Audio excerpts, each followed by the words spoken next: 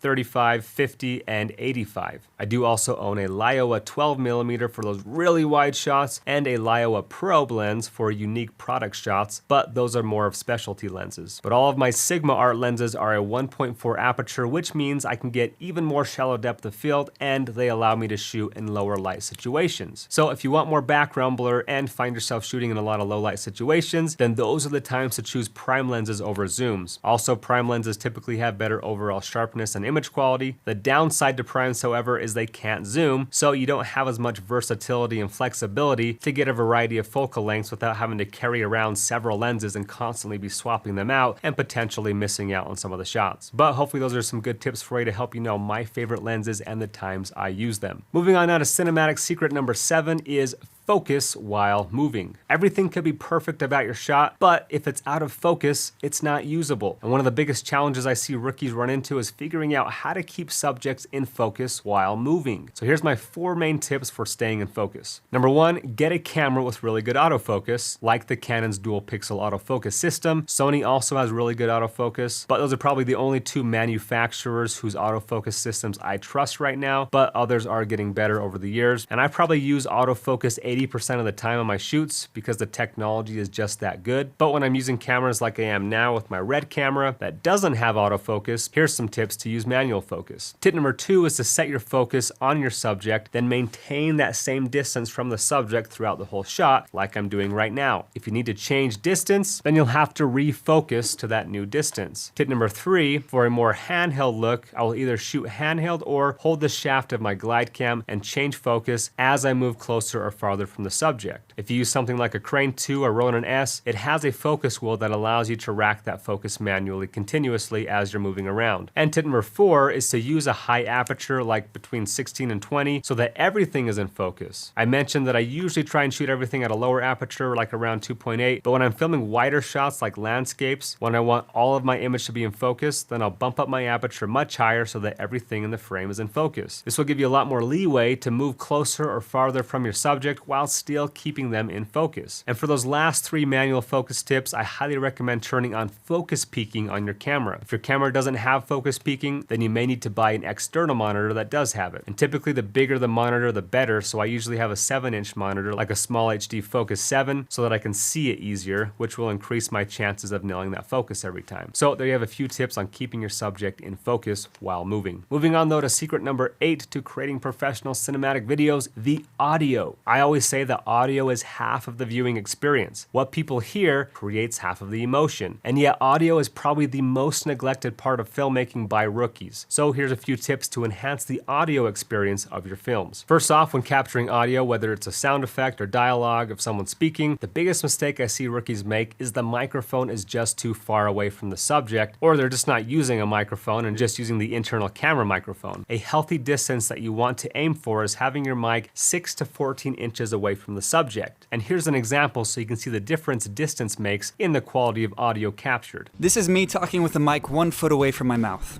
This is me talking with the mic 3 feet away from my mouth. This is me talking with the mic 5 feet away from my mouth. And this is me talking with the mic 10 feet away from my mouth. And when recording, you want to make sure the audio levels on average are sitting between -18 and -6 decibels. Again, we have tutorials in the course showing you how to set up different microphones, but whatever mic you have, take the time to get your audio levels set correctly and place the mic at an appropriate distance from the subject. Once good audio is captured, the next step is mixing it in post and selecting some complementary music or sound effects to help add to the story. Personally, I think music is huge. Why would you spend a full day or sometimes weeks shooting amazing visuals and put 0 time and effort into selecting quality, amazing audio to accompany it? Don't just pick the first song that you find, dig deep and listen to a lot of different tracks, play them alongside your footage, and ask yourself, does this song help add to the emotion of the footage or does it distract or compete with the visuals? And keep searching until you find one that brings out the emotion you're hoping for. And the main sites I get my music from are as follows: premiumbeat.com, MusicBed, Soundstripe, Artlist, and Audio Jungle. Usually from one of those 5 sites I can find a song to license that fits my footage, and I actually worked out a deal with Soundstripe to give 20% off their services, so all full-time filmmaker members get unlimited licensing for around $100 a year. And I've also worked out deals with other sites as well. But once you get your music picked out, another rookie mistake I see is people editing their footage to just music and not having any sound effects. To show you how important this is, take a listen to one of my edits with and without sound effects.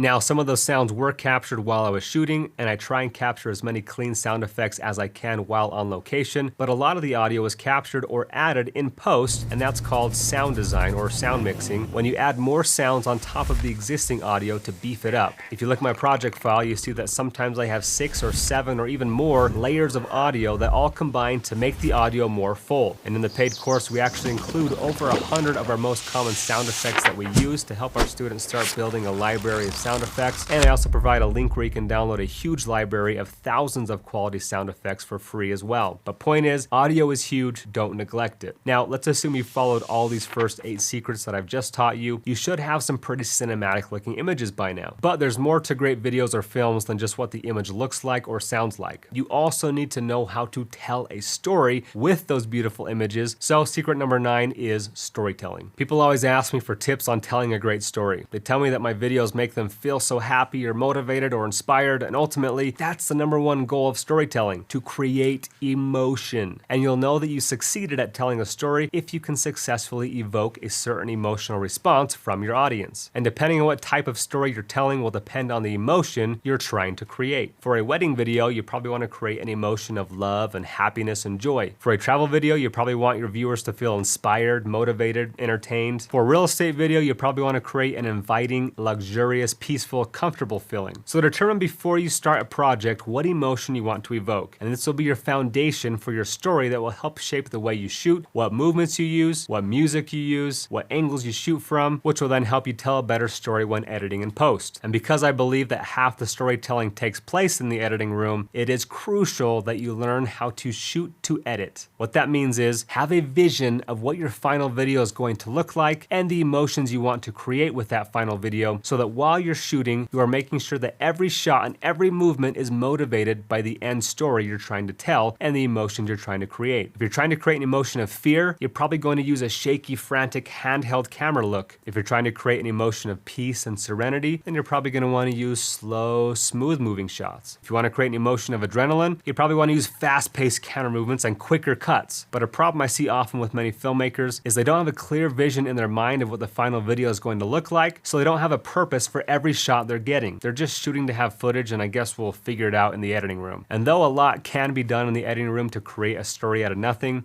I promise your final videos will turn out much better if you're shooting every shot, every angle, every movement with your edit in mind. So take some time to visualize your end product and the emotions you want to convey before you start shooting. But like I said, shooting the footage is only half of the storytelling. The other half is done in the editing room. Which brings me to the second half of storytelling and our last and final secret, secret number 10, and that is the editing. A lot of people don't realize that half of the cinematicness of my videos happens in the editing room. I can take average footage and make it look great, and I can take great footage and make it look amazing, simply because of my editing skills. And the editing software that I use is Adobe Premiere Pro, and Adobe actually uses my footage that I shot in Guatemala as their demo footage when you first open the app, so that's kind of cool. But in the course, I actually teach from both Premiere and Final Cut Pro X, so it doesn't matter which one you use, the course teaches both. And just FYI, one of the great perks of joining Full-Time Filmmaker is that all members get the Adobe Creative Cloud student discount, which will save you upwards of $360 a year in software expenses. So that perk alone will cover the cost of joining the course in just a couple of years. But I now want to give you a few editing tips to help you tell more engaging cinematic stories that evoke emotion. Tip number 1 is shot selection. I will often use less than 5% of all the footage I shot in my final video. Because I shoot to edit, I make sure to get plenty of angles, several takes if possible, using different focal lengths and different camera movement styles so that I have options in the editing room. But just because I shot the footage doesn't mean I have to use it. Only take the best of the best. If you have 2 shots that are very similar, determine which one helps tell your story better and delete the other one. I see too many videos full of average or repetitive footage. Every shot I put in a video has purpose. Don't use clips just because you shot them or just to make your video longer. If you don't love it, omit it. Editing tip number 2 is to use appropriate cuts and transitions. Again, one of the biggest rookie mistakes I see is people overusing the same preset transition over and over again, or making jarring cuts that don't flow together, leaving the audience feeling confused as to what's going on. Again, I have a full video on this topic, but basically I break down 12 of the most used cuts and transitions in Hollywood films, and they are as follows. Number 1 is the clean cut or hard cut, which is just a basic cut, but when making basic cuts, make sure to use the 30-degree rule, which states that you should use a different camera angle by at least 30 degrees and or a different focal length to help separate those two cuts from feeling like a jump cut, which is cut number 2, which when used purposefully can show the passing of time, but when used accidentally just feels jarring and confusing. Cut number 3 is the L cut, which basically means you have the audio from clip 1 carrying over into clip 2, which is commonly used in dialogue scenes. Cut number 4 is the opposite of the L cut. It's the J cut. Same thing, using the audio from clip 2, cuts back into clip 1 to help ease your audience into the next clip. Cut number 5 is cutting on action, like punches or someone running past camera or slamming a door or splashing in water. Cut number 6 is cross-cutting, where you cut back and forth between two pieces of action that are taking place at the same time. Cut number 7 is the cutaway, which means that you cut away from your main action to a different piece of action. Cut number 8 is the match cut, which means you cut two clips together that have similar framing or similar camera movements. Cut number 9 is the smash cut, which means you cut from something loud and intense to something calm and quiet, or vice versa. Cut number 10 is the crossfade, which means you fade between two clips, usually used in slower paced videos. Don't overuse this one. Big rookie mistake to use a bunch of crossfades for no reason. Cut number 11 is the camera movement cut. This is a trendy seamless transition that is becoming super popular and is achieved by whipping the camera in one direction at the end of clip A and starting clip B, whipping the camera in the same direction and then cutting them together in post and letting the motion blur seamlessly transition them together. And cut number 12, similar to the camera movement cut, is the invisible cut, which usually uses an all black frame, all white frame, or something passing in front of the camera in the foreground to hide the cut, again making it appear like one continuous shot. Now I realize those are a lot of cuts and transitions to take in all at once. Again, we have a full video covering these in depth, but I wanted to quickly name all of those off so you can have all of those in mind and not make the rookie mistake that a lot of people make, which is throwing together just transition presets or crossfading between every clip. Now you will have a wide variety of cuts and transitions you can use to mix up your edits and make them feel more professional. But moving on now to our third and last editing tip, color grading. Without going too in depth about color theory, know that using different color grades can manipulate your footage to convey certain emotions. For example, warmer tones usually convey happier, lighter emotions and will be seen in movies like romances. Cooler tones usually convey more dramatic emotions and will oftentimes be seen in thrillers or horror films. Desaturated colors convey dead, lifeless emotions and are often used for apocalyptic films. Vibrant, saturated colors convey a feeling full of life and are used in films like comedies or more lighthearted, upbeat films. And for pretty much every type of film, you'll usually see a good amount of orange and teal being used to give you that epic blockbuster Hollywood look. This can easily be overdone though, so be careful with it. I personally do like to use a subtle orange and teal LUT on most of my footage, and I actually teamed up with Lutify Me to create my own LUT that is included in the course, and I also provide links to where you can download other popular awesome orange and teal LUTs as well. But just to give you an idea of my general color grading process, I'm going to now show you how to create that orange and teal look without using a LUT. So here I have a clip that I shot on a smartphone just to show you that it doesn't matter how nice of a camera you shoot on, you can still create some great looks in post. My first step would be to come into Lumetri Color in Premiere Pro. For this image specifically, I'm going to warm it up a little since it was shot at golden hour and I want to give it that golden hour look. Next, I'm going to bring up the exposure just a tad as it's a little bit dark. You notice that it kind of blew out my highlights over here a little, so I'm going to come back into the highlight slider and just bring some of those highlights back. Then because my subject is a little bit underexposed, I'm going to bring up my shadows a tad and I'll usually add a touch of saturation as well. Then I'll come down to my curves tab, add an S curve. It's called S curve because it's shaped like an S. Basically what it does is it gives you some more contrast to your image and gives it a little pop. And up to this point, this is a basic color correction. Now is when you give it more of a stylized look by either adding a LUT, or in this case, we're going to come down here to hue versus hue and just bring up everything but the skin tones to make our blues more teal and all of the colors like yellow and green become more orange. Then I'd come up to the hue versus saturation, just bring down my teal saturation a tad, and then my hue versus luma will come here to the yellows and oranges and bring back some of that blown out sky. So there you have it. That's pretty much all the tools I use on 90% of my color grades, and that's how you can achieve the orange and teal look without using a LUT. Obviously every clip is different, so you can't do the exact same thing to every clip, but that should at least give you a good idea of my color grading process in general. Again, we have over 40 videos in the course just about my editing workflow and several videos on coloring different types of footage, but hopefully that gives you guys some good tips about the key elements to editing cinematic videos and telling compelling stories. But there you have it, folks. That wraps up my 10 secrets to creating cinematic videos. Next, I want to shift gears and talk more about the business side of video and share with you the 6 steps that I took to build a successful video business. One of the most frequently asked questions I get is, how did I get started and how did I scale my business to where it's at today? Now let's rewind 8 years ago when I was just 22 years old. I was in college, had had no idea what I wanted to do with my life. I had zero filmmaking education, zero experience, and I didn't even own a camera at this time of my life. What was I doing? I was knocking doors, selling DirecTV in the hot weather of Texas, absolutely hating my job. I dreaded waking up every morning and going to work, but I needed the money, and I think that's where a lot of people are at in life, especially people who are in college or high school, trying to figure out how to get by financially while also trying to figure out what they really want to do for a career. And one night, after a long day of knocking doors, I came across a quote by Steve Jobs that inspired me to change my life. It reads, "Your work is going to fill a large part of your life, and the only way to be truly satisfied is to do what you believe is great work. And the only way to do great work is to love what you do. If you haven't found it yet, keep looking, don't settle." Now, I was currently settling for a job that I didn't love, so I made a commitment right then and there that I wasn't going to do something I hated just to make money, but rather I was going to find something that I truly loved doing so that I could achieve great work in my lifetime. So I quit my job the next day and I started searching for my real passion. That's when I came across a video on YouTube by a guy named Devin Supertramp, and I immediately fell in love with what he was doing, and I decided that is what I wanted to do with my life. So I dove in headfirst, spent my life savings on buying my first camera setup, which was a used T3i, a Tokina 11 to 16mm lens, and a GlideCam HD 2000, totaling $1,300, which for me at the time was a lot of money, but this is the first of my 6 steps to being successful, and that is being willing to invest in yourself. You need to be willing to invest in professional gear if you want to be paid as a professional. So my advice is don't be too cheap. Buy quality gear that will deliver quality footage. And again, I'll give you my recommendations for gear that I think will help you get by in different price ranges. We'll talk about that in the Q&A at the end. But the point is, be willing to take risks. It's kind of like paying for an education. Be willing to invest in your future. I can't emphasize that enough. But as soon as my fancy new gear arrived, I realized that I had no idea how to use it. And so I spent the rest of the summer watching frustrating YouTube tutorials trying to teach myself how to do everything. I'm sure a lot of you have been in the same boat where you spend an hour looking for a tutorial, you finally find one that looks promising, but it's 20 minutes long and you're lucky if you get 30 seconds of useful information out of it. Huge waste of time. I know how it goes, and that's actually a huge reason why I built Full-Time Filmmaker, is because I wanted to give people an alternative to the traditional film school, which is going to cost you hundreds of thousands of dollars, and an alternative to spending months or years of your life watching YouTube tutorials and learning from your own mistakes. I know because I took the YouTube route, and I could have learned everything 10 times faster had I had what I've built with Full-Time Filmmaker. But whether you go to film school, watch YouTube tutorials, or join Full-Time Filmmaker, or all three, the second step to being successful is mastering your skills. What separates you from other filmmakers out there? No one's going to hire you over someone else if their videos are better than yours. Now, this is going to take time. If you go to film school, it will take 4 years. If you go to the YouTube route like me, it will still take several years. And some of our Full-Time Filmmaker students have been able to go from rookie to expert in a matter of months, but more realistically, will still take a year or two. But the point is, it is going to take time to develop your skills,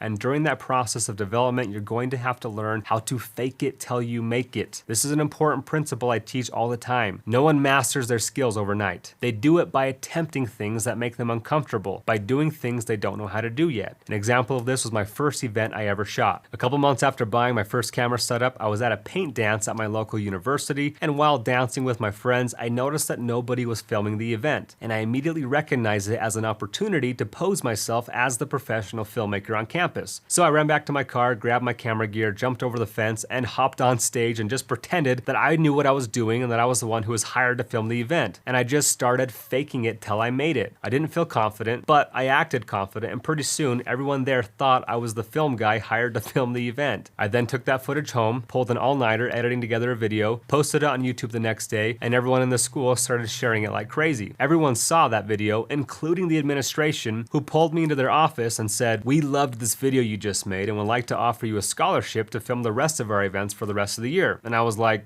yeah, of course I'll take a scholarship. And just like that, I went from not knowing anything about filmmaking to becoming the director of cinematography at Southern Utah University. And all of a sudden, all these new doors started opening up, new clients came pouring in, and this leads me to step number 3, and that is to build a portfolio. This is huge. You need to have demo videos to show clients in order for them to trust that you can pull off a certain level of quality. I landed a scholarship based off of that one paint dance video. which led me to film more events, and those events led the gymnastics coach to see my work and hire me to film their meets, which led someone else to see those videos and hire me for something else. The best way to get work is to create work. You need to build a portfolio of videos in order to get noticed. And many ask me at this point, well, what should I film? And I always say, film whatever you want to get hired for. If you want to film weddings, then go film a few free weddings so that you have a portfolio to show engaged couples so that you can land some wedding gigs. And this leads me to step number 4, and that is to market yourself. Even if you don't feel confident in your skill level yet, you have to put your work out there. Post your work on Facebook, Instagram, YouTube, send out emails to businesses, create a website. The more eyeballs that see your work, the greater the likelihood that someone with a video need will see that work and want to hire you. Without fail, every time I post a new video on social media, I get more jobs. I don't even advertise myself as a wedding videographer, but because of one wedding video that I posted on YouTube, I've gotten 1 to 2 wedding video inquiries every week for the past 2 or 3 years. So always share your work. And again, I talk more in depth in the program about SEO strategies on how to share videos most effectively to increase total viewership on different platforms and to also build a following. But moving on to step number 5, build relationships. A huge part of my success was finding mentors and building a relationship with guys like Devin Graham and his circle of influence. You've all heard that it's not what you know, it's who you know, and that is absolutely true. One of the biggest objections I get about full-time filmmaker is, why would I buy this course if I can just watch free YouTube tutorials? And my answer, in short, is you can only learn so much on YouTube for free before you have to level up and get into the courses, the mentors, the cheat codes of real life that can take you to the next level. In an oversaturated market full of average YouTube tutorial watching videographers, what are you doing to separate yourself from the crowd? You can indeed just watch YouTube tutorials for the rest of your life, but don't complain when your success is equivalent to everyone else watching YouTube videos. If you want to fast track your way to expert status and stand out from the crowd of average Joes, then you gotta do something different from all the other YouTube watching average Joes. You gotta step up to the next level and find yourself mentors, training courses, build connections and relationships with people who are more successful than you. I chose to surround myself with successful people and latch on to mentors and pay for courses from experts, and that's when my career really started to take off. YouTube was a great starting ground, but I never would have made it to where I am today had I not invested time and money into connecting to people that were on a higher level of success than me. And that's what full-time filmmaker aims to do, is give you access to me and thousands of other successful filmmakers so that you can build relationships, learn from mentors, and shorten your learning curve so that you can stand out as an expert in a sea full of average filmmakers. And just a couple examples of some of our FTF members who have applied this principle of building relationships. One of our members networked his way to being a part of Will Smith's YouTube channel, Film Crew. Another networked his way to shooting social media content for the MLB and being on the field shooting the big moments during the World Series. And I personally got hired to edit several videos for Imagine Dragons simply because I built a relationship with Dan Reynolds' assistant who showed the band some of my edits, which led them to hiring me. So networking to the right people is a huge part of landing jobs, and in our private community, you'll have a lot of opportunities to do just that. But one of the biggest keys to building these types of relationships is our last and final step, number 6, and that is to add value first. When you do approach people in higher places than you, do not approach them with the attitude of, hey, I need help from you. You have to add value first. Think about what you can do to add value to the person you are approaching and offer your help to them. And over time, that value always gets returned tenfold. One way I do this is by applying a principle I call free to fee. In other words, be willing to work for free before you charge a fee. An example of this was a couple of years ago, I shot an iPhone versus Red video on my own dime, in my own time, posted it on YouTube, and a year later, LG saw it and asked if I'd make a similar video for their new LG V30 smartphone and gave me a $40,000 budget to do so. Same thing happened a year later. I shot another video with my own money in Hawaii showing off the new iPhone XS, and a couple months later, Huawei saw that video and asked if they could hire me with a similar huge budget to promote their new P30 Pro that was soon to come out. So the way that I've been able to attract some of my biggest name clients is by creating my own content for free, then putting it on social media and having companies see those and then wanting to pay me big budgets to do something similar for their products. So be willing to do free passion projects to build your portfolio to attract the types of clients that you want to work for. And I'll usually get a handful of you saying at this point, oh, you should never work for free because then you'll just be expected to work for free forever. That, my friends, is the problem with most creative minds. Artists usually aren't the most business savvy people, but business skills can be learned. If you learn how to communicate, negotiate, set clear expectations, correctly set prices for your work without undervaluing your services or overvaluing them and losing the job, then you'll be able to make a good living making videos. And again, we go over this in depth depth in the course, teaching you how to set prices for work by using a series of questions to ask your clients to ensure that you get paid what you're worth. But there you have the 6 steps that I took to build my video business, and that's how I've gone from a struggling artist to now making a great living doing what I love. And I know these steps may sound oversimplified, but I dare you to apply them and see what happens. I frequently see members in our group posting success stories about how they finally tried the free to fee method and landed a high-paying job. These principles do actually work and have allowed me and many of my students to make better livings doing what we love. And the coolest part is, because I can now charge so much more per project, it has freed up my time to help other people improve their video skills as well. Because as I started finding a lot of success building a large social media following, I was constantly being asked questions by my followers about my filmmaking process, and people wanted to learn how to break into this industry. So one day I sent out a post asking all my followers what they wanted to learn from me, and I got about 200 questions back. I then took every single question and organized them chronologically from beginning to end, everything one would need to know about how to become a professional filmmaker, even if they were a complete beginner. And then I took all those questions, scripted over 100 pages of organized answers. I basically wrote a book, researching and making sure I was answering all these questions correctly and concisely. I then took that 100-page script of answers and spent the next 6 months filming and editing training videos into what is now full-time filmmaker, over 400 organized training videos, taking you from beginning to end, what equipment to buy, how to use it, how to get those cinematic shots, my full editing workflow in both Premiere and Final Cut, all the way to landing and keeping clients and growing your own business. Currently over 80 hours of content and growing as our team of professionals continues to add more training videos every week to keep the learning relevant and up to date. And we actually built mini courses focusing on specific industries that we do sell individually as smaller courses, but they are included in the full package so that you can learn how to shoot anything from high-end luxury real estate videos, wedding videos, live events and concerts, music videos, action sports videos, commercials, travel and tourism, stock footage, YouTube branded sponsorship videos, tutorials, online courses, documentaries, independent films, you name it, we teach it. Needless to say, I think we have one of the most diverse yet concise curriculums out there, and our members are raving about this program all the time, and you can read about some of their success stories below this video. But aside from the 300 plus video curriculum, we also have some super valuable bonuses that we include in the memberships as well. As I mentioned, building relationships being a big part of my success, my team and I, along with our community of over 15,000, will act as mentors to help you improve your video skills faster and make connections quicker. In our private Facebook community, my team and I are always active on there answering questions, and the group is even more active than us, giving support, feedback, and troubleshooting issues. This Facebook group is also where our team will do Feedback Fridays, where every month we'll break down an individual's video, tell them exactly what they need to improve upon, and share it with the group so everyone can learn from each other's mistakes. We also do weekly live Q&A sessions where we just sit down and answer any questions you have and interact with you on an individual level. So a lot of personal access to practicing professionals unlike any program I've seen. And as another bonus, we also hold regular video contests where the winner takes home $500 cash prize. Some contests are sponsored by brands where we have even bigger cash prizes, like our music bed contest we just did, where the winner took home $1,000 for making the best commercial. So a lot of great opportunities in the program to push yourself creatively and learn from other students' styles and creativity as well. Also, as another bonus, my team occasionally allows in-person job shadowers or meetups in our shoots where we share our shoot schedule on the Facebook group, telling everyone where we're going to be filming and when, and we invite any members to come out and learn from us on set to see how we operate in person. And for those who can't make it to the in-person job shadows, we also have one of the shadowers film behind the scenes, and later we post a virtual job shadow so that everyone can benefit from the job shadows. And we currently have over 50 job shadow videos and counting. And as even more bonuses, I'm also throwing in a full list of my top cinematic music artists that I use, a full library of 100 of our most used sound effects, and a link where you can download thousands more quality sound effects for free. Also throwing in our custom-made orange and teal LUT that we use on most of our videos, our Premiere Pro Smooth Zoom transition presets, my keyboard shortcuts, raw footage from several of our shoots with corresponding Premiere Pro project files so you can dive in deep to our workflow, and we even provide release waiver forms, invoice templates, client contract templates, and more to assist you in running your business. And on top of all the training content and bonuses, we also provide exclusive discounts on popular gear and software such as 60% off the Adobe Creative Cloud Suite, 50% off Red Giant software like Pluralize or Colorista, 10% off refurbished glide cams, Rhino sliders, Westcott lights, 20% off Soundstripe memberships, 2 free months at Artlist. We also have some internal contacts to help you get discounts on G Technology hard drives and even some Apple products. And we recently teamed up with Adorama to offer you big savings on select high-ticket camera items such as $500 $200 off the 1DX Mark II, $234 off a Canon EOS R, over $100 off the DJI Ronin S Essentials kit, $200 off a Sigma Art 50mm lens, and $100 off a Canon 24-70, just to name a few. And lastly, I also offer 40% off my other course, Course Creator Pro, that teaches people how to build, market, and sell digital products like online courses and how to run successful Facebook and YouTube ads. So there it is. That is what Full-Time Filmmaker includes. It is a lifetime membership. There's only one upfront cost, and you'll have access to all current content and all future content for life. You can watch at your own pace from your phone or your computer. You can even download on your phone if you have an iOS device for offline viewing. Now, as for the price, the program with all the training content, mini courses, bonuses, discounts, mentoring, etc. is valued at over $10,000, but we currently have it priced at just $799. And as an exclusive discount for sticking around through this training, if you click on the offer on the screen or use this coupon code at checkout, you can get an additional 25% off and join the lifetime membership to Full-Time Filmmaker for just $597.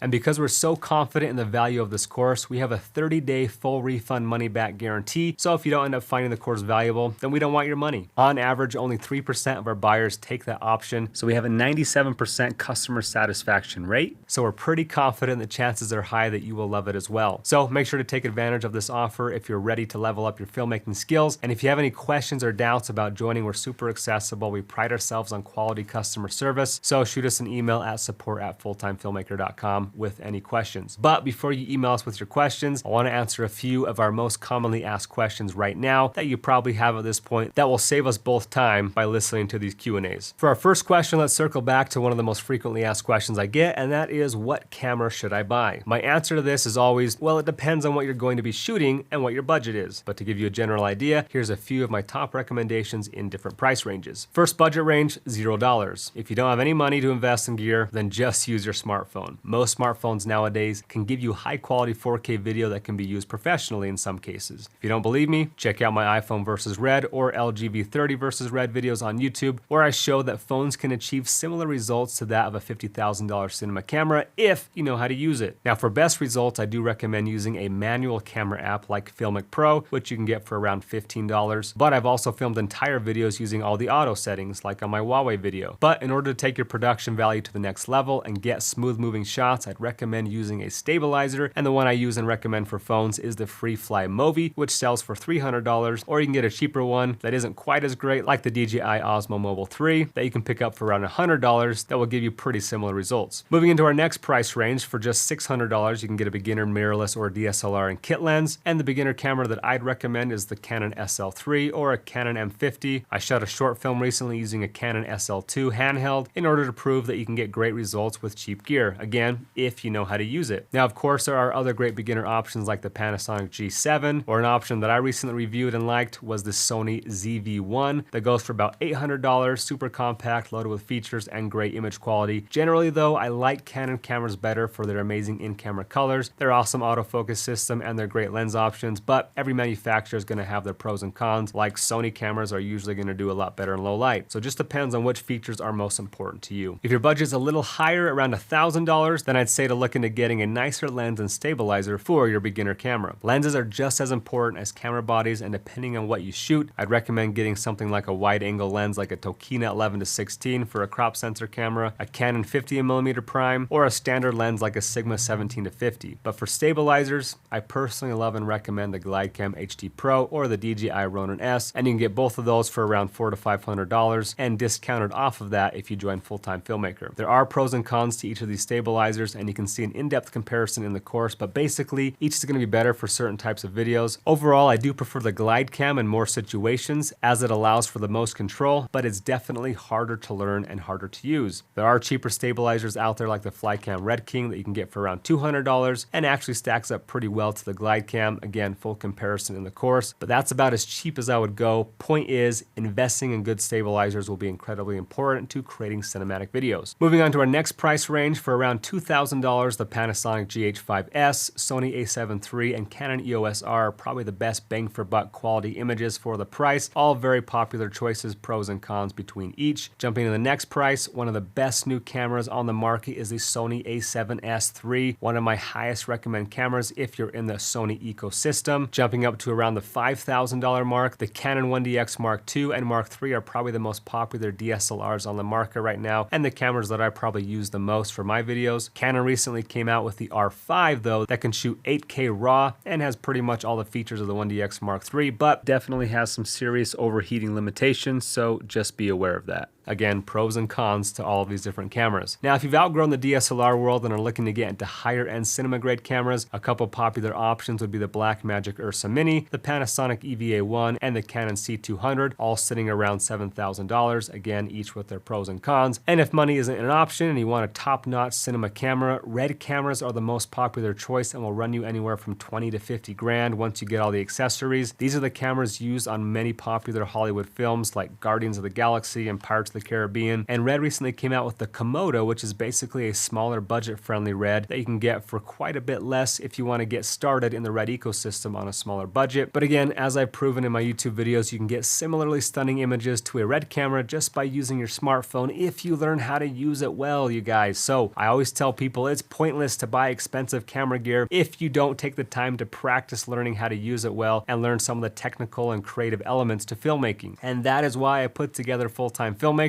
is to teach people skills they need in order to take advantage of the gear they already have, instead of spending thousands of dollars on better gear in hopes that it's going to all of a sudden make your videos look professional. So stop obsessing over gear, and to see a full list of all the gear I recommend, lenses, filters, lights, stabilizers, microphones, computers, hard drives, acoustic foam, backpacks, everything I own and recommend can be found by visiting kit.co/ParkerWallbeck. But enough about gear, on to our next question. A big question I get is, should I go to film school? Now, I personally never went to film school, so I don't have a firm opinion on this, but I did take some video production classes at the universities I attended, but I'd say it depends on the school. There's just pros and cons to film school, biggest con being that it takes a lot of time and money. I personally believe that on-the-job work experience is more valuable than traditional schooling when it comes to creative fields, but that's just the route I took, and that worked out for me personally. If you're going to college or plan on going, I think that's awesome, but I would highly recommend to supplement your schooling with an internship or job of some kind that can get you on-the-job training along with your studies, as I believe work experience is just as, if not more valuable than schooling. Next frequently asked question I get is, what is the success rate of people who join Full-Time Filmmaker? Now, I recently did a poll in our private Facebook group and found that over 40% of the FTF students are finding success with their video skills, and over 50% said it was too early to tell because they're still getting started, which leaves about 10% who said they were struggling to improve their skills and land work. So success rates of improving your skills is pretty high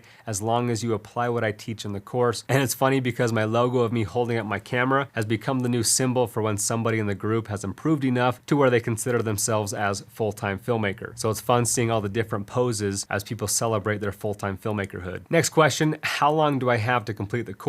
How many times can I go back and rewatch it? The upfront payment is the only payment you'll make, and because it's a lifetime membership, that means you will have access to all current content and future content for life. It will never expire. You can watch it at your own pace and rewatch it as many times as you'd like. Next question, what if I don't use Canon cameras? Will the course still apply? Yes, many of our members shoot with Sony, Panasonic, Nikon, Blackmagic, and other brands of cameras, so it doesn't matter what camera gear you use, the course does still apply. Next question I get a lot, is the video market oversaturated? Is it too late to get into this? Yes and no. It is oversaturated with average photographers and videographers, but I found that once my videos stood out from the crowd, I quickly had more people emailing me wanting my services than I knew what to do with. I personally turn down most of my clients I get now and only take the funnest and highest paying clients. I only do about 5 or 6 big projects a year and spend the rest of my time creating tutorials and teaching other people how to improve their video skills. So yes, it is oversaturated with average talent, but no, it is not oversaturated with experts. So invest the time and money necessary to become an expert. Next question I get a lot, can teenagers, old folks, or women succeed in the filmmaking business?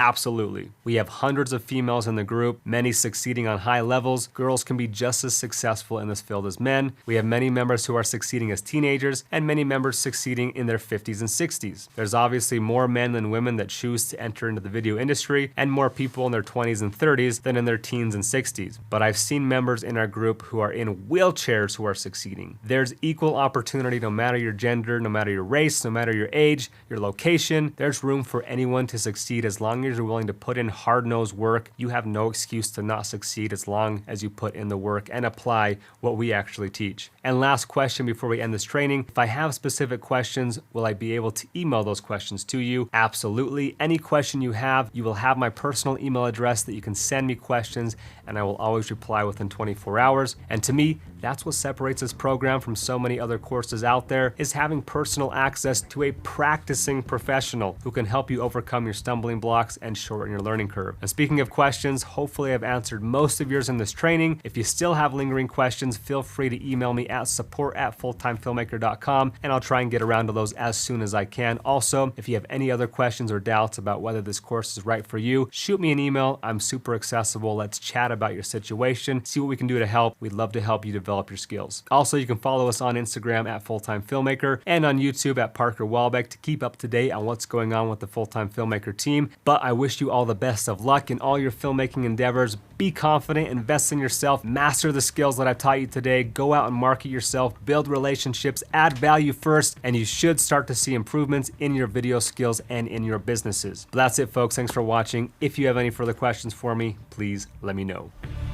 Oh, hit the thing there. Please let me know.